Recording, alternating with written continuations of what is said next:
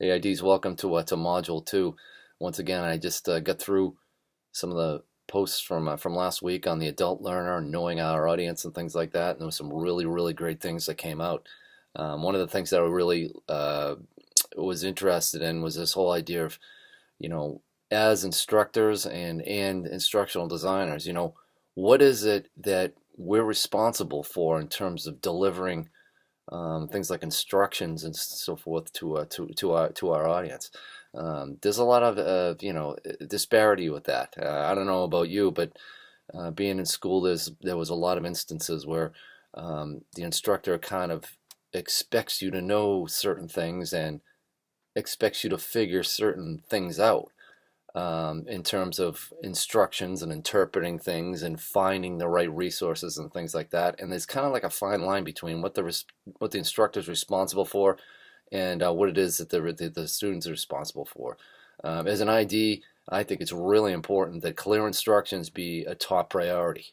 That is really up to us. And as instructors, the same thing. I think, communicating clearly what the instructor expects in terms of expectations, right, that's totally completely on the instructor. I think we can't give vague, lousy instructions rather, and then expect the student to come up with the best possible work and the work that that is in the vein that we're expecting. It just doesn't make really that much sense.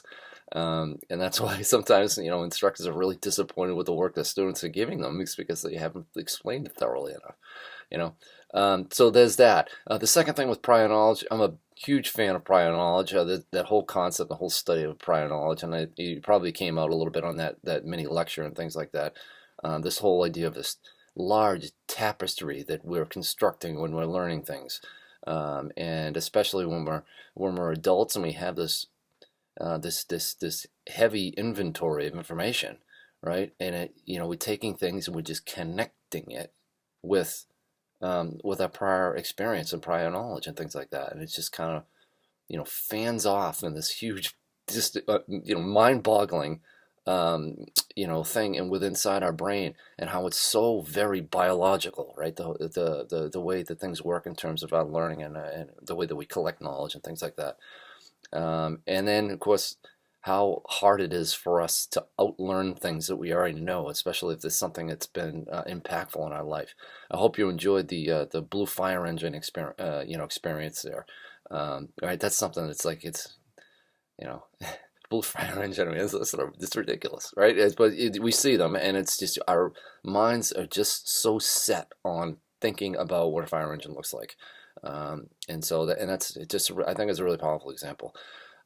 So anyway, that's with Module 2. Module 3, we're moving right along. As you can see, we're kind of transitioning now from going to background type of knowledge and things like that into the practical work, which is going to begin next week. And we're going to start with learning now what are some of the things, the means by which we deliver our courses, right? And so the big tool that we have is Blackboard, and then within it, there's a number of smaller tools that are available in Blackboard that we're gonna use. It's the easy platform. It's the one that all of us are going to be using, so you might as well just investigate the Blackboard tool thoroughly. So what's going to happen this week is each one of you is going to be assigned to a Blackboard tool, and you're expected to go out and, in the form of an assignment, research the tool.